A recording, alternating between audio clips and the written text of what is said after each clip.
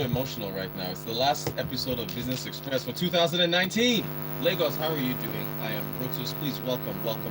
In case this just happens to be the first episode you're catching, if you just happen to be driving down somewhere on a quiet road, it is Smooth 98.1 FM. It is Business Express every day, 6:40 a.m. to 7 a.m. In fact, that was one of the highlights of 2019 for this show. We're going to be reminiscing today, Lagos. Please send in your messages. How was your year? How did your investments perform? Did you even invest this year? Did you get a new job? Are you going to Canada? Are you getting married? Are you having a new child? What happened for you in 2019? And maybe tomorrow we'll look at what's going to be happening for 2020. But send in your messages 0809 444 We are streaming on YouTube, so youtube.com/smooth91. Also, please, our website www.smooth981.fm. Follow us on Twitter at smooth91fm. And also, one of my goals for 2020, I want to get 151 million followers like Kim Kardashian. So please tell your friends, family, perfect strangers to follow me on Twitter and follow Smooth FM. I want 200 million for Smooth FM followers. 150. Why are you laughing, Ayo? 150 million for Rutu. So it's Rutan quotes ROTANKWOT. Lagos, we're looking back on the year. We're looking back. That's what we're doing today. We're looking back on the year that was for 2019. Last episode of the year for us. Starting a new chapter tomorrow, January 1st. What shaped this year? What shaped the year 2019 in the business environment? Let's start with the stock market. As most people notice, Business Express kind of didn't give updates on the stock market anymore because the market was down 15%. It looks like the market is going to end, not that it looks like, the market is going to end on a negative note. Although yesterday, 0.73% gain on the stock exchange yesterday. But so far this year, the market is down by 15%. We're going to end the year negative. There hasn't been that much of no juice for investors. Foreign investors were more interested in fixed income instruments than they were in equities. Last year, 2018, I think we were down by 17%. So if you add it up cumulatively, 2018, 2019, that's what, 35% negative. So it's not encouraging.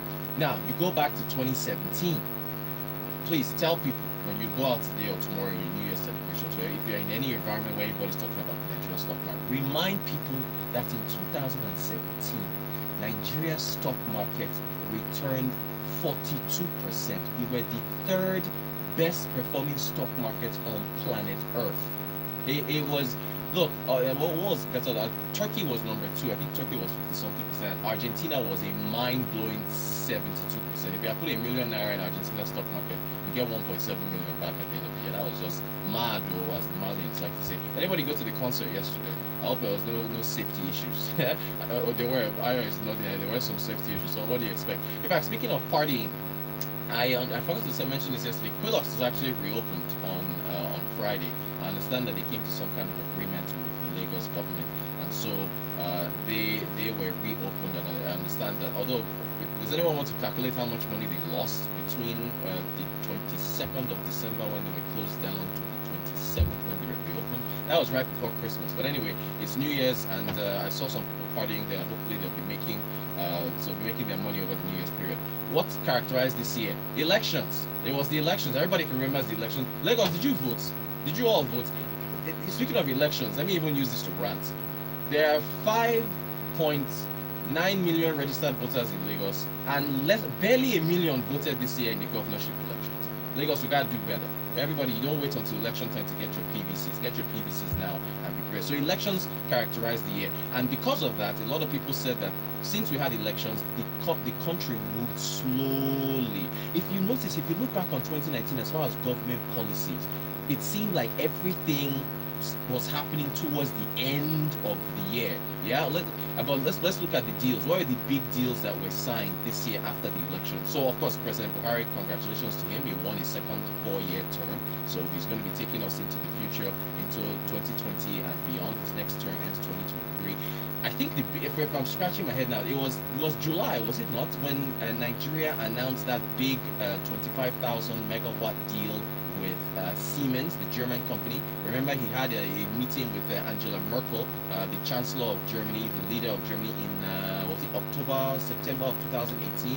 Then they announced an electrification deal with Siemens. I think that was a pretty big deal that was announced. President Buhari went to Saudi Arabia for investment forum. He went to Tokyo for another investment forum.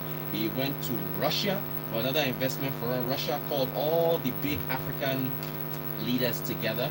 You know, Gazprom is the biggest liquefied natural gas exporter in the world, although I think Russia is second or third to the United States as far as regions, as far as the biggest exporters of liquefied natural gas.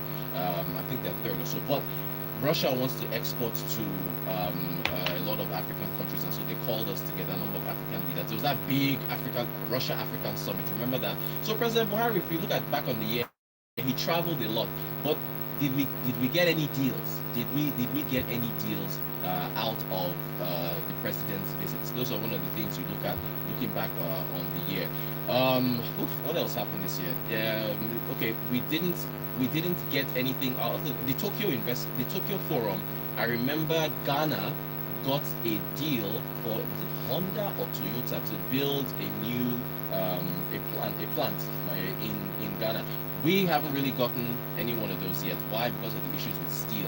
Speaking of steel, one of the announcements that came out of the Russian forum was that Ajaokuta steel will hopefully be revived. That's another announcement that was made. So we again, the theme seems to be a lot of announcements as far as deals are concerned. So there was the Ajaokuta steel announcement. Remember, Russian tech was behind that. We still have to rely on them in order to get things moving. But hey, what are we going to see in the new year? Is that going to take place? What about capital expenditure? Was there any? Can anyone say that we felt any significance as far as capital expenditure is concerned? Any spending this year? Did we see that? I believe the president said that he was releasing about 60 billion or so on New Year's Day. He made an announcement as far as capital expenditure that was going to be released. 600 billion, not 60 billion. It was 600 billion. He said he was going to release 600 billion for capital expenditure for 3 months between October and December. Now, the implementation of the 2019 capital budget was only approved in June. June was when it was approved. So, you know, as far as capital expenditure, didn't really see anything. What about here in Lagos? Was there any major capital expenditure projects? Remember, you know, congratulations, Mr. Sanwo-Olu. He was elected this year as well. He had his whole 100-day thing, you know, where we're looking at the things that they had implemented. Lagos just recently announced, I think the only major construction work that I've seen on my end, I don't want to speak for the other ends where I don't commute to, but for Lekki, I know that there were a number of roundabouts, not just Lekki, I think there are also roundabouts in other parts of the city, that they say they are going to be removing in order to allow free flow of traffic. I am obsessed with logistics businesses. I don't know, maybe I'll start one in 2020. But every time I think about traffic in Nigeria, in Lagos, I think about how a logistics business is able to make deliveries to different parts of the city and how traffic impacts their operations. So I would take it that, you know, based on our history with the other roundabouts that the last governor, former governor Akinwumi Ambode removed, traffic, there was free flow. So what was the announcement that was made? Just looking back on this was not too long ago. I think this was like 2 days ago. So 4 roundabouts, Ikotu, second roundabout, Lekki Expressway, Allen Avenue roundabout, and then Maryland are going to be removed to pave the way for expansion and free flow of traffic. Now, of course, shout out to Yomi the Prof, my ego. I'm lucky to be in the WhatsApp group and listen to his wisdom every day. He was making the point, and other people made this point, that look, you're only removing a roundabout that another government's already put in the same state. So, you know, this is taxpayer funds that are going towards these things. But anyway, we don't want to complain too much. We're still just looking back on the year. Who remembers the NICOM, the recapitalization exercise that was deadline that was announced by NICOM, the regulator for the insurance industry? Remember, there are too many fragmented players in the insurance sector. Insurance penetration is what, less than 1%. Too many people in Nigeria say God day and God will take care of it, but we need more people to be insured. So I believe that circular was sent out May the 20th of this year. That was another thing to look back on, saying that companies had a particular deadline to recapitalize. Now they've extended it to December 31st of 2020. So exactly on this day next year, gosh, I wonder what things will be like. That's the deadline that's been given for the recapitalization policy for the insurance sector. Will it hopefully lead to more mergers and acquisitions? Will it hopefully lead to bigger insurance companies? Will it hopefully lead to more insurance penetration? What are we going to see? So there's that. Speaking of mergers and acquisitions, what was the biggest merger and acquisition of this year? I believe it was Access Bank and Diamond. Yeah, I think that was the biggest one. That was the largest, the biggest merger that happened in the country this year. Remember, it was at first it was rumored, both banks denied it, and then boom, it happened. Of course, Access Bank is now the biggest bank, retail bank in the country, based on their operations now combined with Diamond. Even on the show, we talked about how there was smooth sailing for a long time, mostly I think because they allowed the two entities to operate separately. But then I think when integration started, there were a few hiccups here and there. We talked about it on the show, but the bank was very, very forthright in reaching out to Nigerians and saying, we understand the problem, we are working on it, and we are going to get things better. So that was that. What else? We're still talking about insurance. There was that big Balogun fire. Remember that fire that happened? There was I remember this one. I went to do paintballing with some folks in Maputo, and a lorry fell on Otedola Bridge, and there was traffic across. I mean, the thing stretched across the entire length of Third Mainland Bridge. I think there were like 2 or 3 issues with Otedola Bridge with lorries falling. In fact, all over Lagos. That's another thing to remember now. Trucks and lorries just flipping left and right, causing traffic all over the place. That's something that, again, is you go back to when you think of trucks and lorries and you think of the amount of traffic, we have to mention Apapa. Yeah? Apapa memories in 2019. Dangote, richest man in Africa, he just came out, it was not just yesterday or the day before. He said that his business, Dangote Cement, has lost about 25 billion naira this year due to gridlock in Apapa. So while we're talking about tankers falling all over the place and causing traffic, you cannot help but look back on 2019 and remember. In fact, it's not really saying remember, because it's still continuing to 2020. I believe after the president won his election, he gave a 6-week ultimatum. Does anybody remember that 6-week ultimatum that was given to the Apapa Port area to clear all the tanker trailers? I believe when he made a visit to Lagos to commission a few things, and they were cleared, and then they came back. So that's still an issue that we have to look at as far as the gridlock in Apapa. It's 95% of imports that come into the country come through that port. We know you have other ports, Calabar and other areas like that, but the issue, of course, Nonso Obikele, who's an economist and one of our guests here, wrote about this, saying that the issue was dredging, the depth of the ports. Lagos seems to be the only port at Apapa that has the depth to allow large vessels to berth at that shore. The other ones need to dig a little deeper, and that's of course going to cost a lot of money. Dangote's refinery continues. We thought we were going to get the refinery in 2020.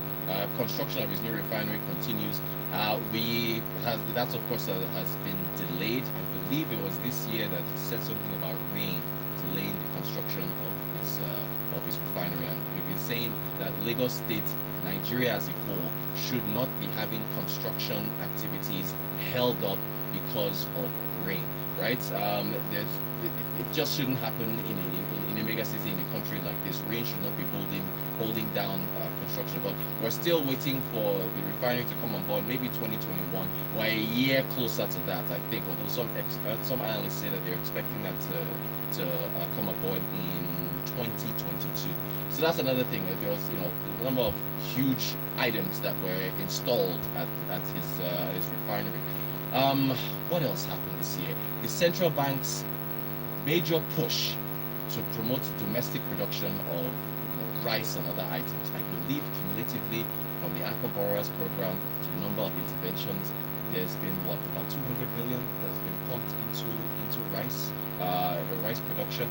We still have the issue of mechanization. That's something that was talked about in Nigeria this year. Mechanized farming. In other countries, you've got less people doing work on farms and using more machines in order to increase the yields per hectare. We've got a pretty low yield per hectare compared to your Indias, your Chinas, and your Argentinas and other countries. we have to get that. But the challenge is that if you look at a mechanized tractor costs as much as a car, right? I was looking at some models, if anywhere from 3 million naira up to 13 to 15 million naira in order to get a tractor. You get that, it's very expensive, you know. How then do you train, you know, most of the farmers, or how much do you pay to train most of these farmers to use these machines in order to increase our yield per hectare on our farmlands? Nigeria's farmers are still mostly subsistence farmers. What was the conversation in agriculture this year? Still the same thing that it's been for other years, despite our low yield per hectare. The fact that the roads are still not good enough to transport goods, produce from the farms to the cities. The fact that we don't have enough storage facilities in order to keep our produce fresh. I mean, it's so there's an electricity issue as well. So those are the things that we need our dear government to look at as far as agriculture is concerned, to push that forward. Okay, we've already talked about power with the deal with Siemens. By the way, that's expected to cost about over $1 trillion naira. Where are we going to get the money? Speaking of money, this past year, the president asked for an extra $30 billion in order to fund key projects. Nigeria has, you know, we increased our 2020 budget this year to over 10 trillion naira. The deficit is still the difference between what we're going to be bringing in as far as revenue and what we're going to be spending, expenditures. That's high, over 2 trillion. We have to borrow more. Debt to GDP, something again. We harped on this a lot this year. Don't focus on debt to GDP. It's about 19%, which is not bad compared to other countries. I think Japan is like over 100%, right? But it's debt service to revenue. How much are you spending on servicing your debt? I believe it's pushing 70%. So almost 70 naira out of every 100 naira that Nigeria brings in is going towards debt servicing. A sizable portion of our debt is in US dollars, which is a currency that we do not make. Right, we do not print, so that's something that we have to look at. How did our reserves, speaking of US dollars, perform? I think our reserves were looking at being a little over 40 billion. We're now at 38 billion. Yesterday, we're talking about devaluation with Emmanuel from ARM. There was a headline that came out in this day saying central bank says there will be no devaluation of the naira. But we know that there's pressures that's been on the central bank as far as how much is being spent on imports and how much is being used to defend our currency. Speaking of the central bank, what about all the policies that came out? The loan deposit ratio that was instituted by the central bank, where they said that, you know, banks have to lend more money. What about the, you know, BVN plans? So many things. How is it our messages are just coming in now? We need to talk about internet in 2019. Let me try. I was wondering. I was like, where are my people? And all of a sudden, everybody. Okay. Benga, Rotoso, do we believe between the federal government and critics of this issue of debt? The government says the books are good, but the critics say we have financial stress. Benga, I believe the critics. The numbers are there for us to see. Chika, compliments of the season. Rotos had a good year. Plan to invest in stock market, but changed when I saw the market performance. I've been stuck on fixed income. She got a new job too. Jackpot things in the middle though. Good for you, Chika. Congratulations. MI, policy flip-flops characterized 2019. Investors were gasping for breath most of the time. Please tell the government to do better in 2020 because uncertainty and investment are not in the same WhatsApp group. Happy New Year in advance, Rotos and the entire Business Express community. I appreciate you all. Thank you, MI. Ifeanyi says here, we had a presidential economic recovery team. Yes, that was another thing. Thank you for reminding me. That was another highlight of 2019. But up until now, no word has been heard from members who are nationally acclaimed economic gurus. That's from Ifeanyi. Sheon Ajaukuta again. These cats are still milking this dead cow. Tolu says, I invested in people this year and it paid off. What's your Twitter handle? It's Rotankwood, ROTANKWOT. Shout out to you, Tolu. Let's see here. Who else do we have? Fred. Lagos Ibadan Rail, capital expenditure. That's another one. Lagos Ibadan Rail. I think Obasanjo came out and was faulting Ambode for not completing the Lagos Ibadan rail project. Who else here? Who else we got? Emeka. What of border closure? Yes, thank you, Emeka. Emeka from Aja. Border closure was another highlight of 2019. Remember the debates we had here. Shout out to Prince. Prince sells chickens. Prince was making a lot of money. Let's see here. Akin says to Rotos and everyone that has made my commute every day morning of 2019 smooth. Thank you all for blessing us with your goodness on the radio. Wishing you a prosperous 2020. Thank you, Aki. Thank you, Chika, Benga, Ekmeka, MI, Darlington from our Papa, Sheon, Fred, Tolu, Mr. Oluwatade Samuel, who is standard with his messages every year. Running out of time, but look, everybody, thank you so much for listening to Business Affairs. I will see you in the new year. Aya is waving her hands. Time is up. Happy New Year in advance. To see you tomorrow. Thanks for listening. Making 2019 great for Smooth FM and Business Express. Thank you.